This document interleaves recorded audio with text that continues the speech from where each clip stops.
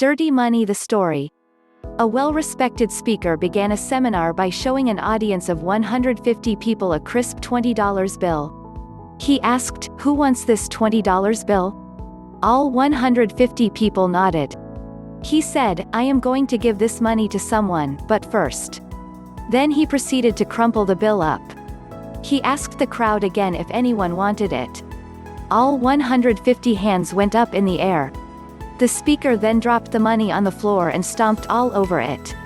He then raised it in the air to show the crowd. The money was filthy. Does anyone want it now? Every hand went up. The speaker proceeded to tell the crowd that no matter what he did to ruin the money, people still wanted it because its value remained the same.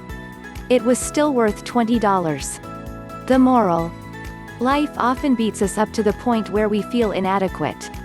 We deal with bad circumstances and make bad choices that we have to deal with later. However, no matter what you go through, your value will remain the same. You have something special to offer that no one can take away from you. Nest Story. The Ultimate Test: The Story. One night, 4 college students stayed up late partying, even though they knew they had a test the next day.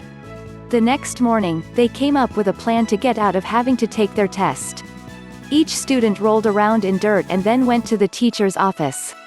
They told the teacher that they had gotten a flat tire the night before, and they spent the entire night pushing their car back to campus.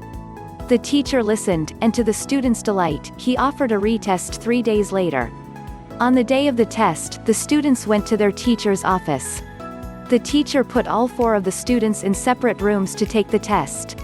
The students were okay with that because they had been given a chance to study. The test had 2 questions.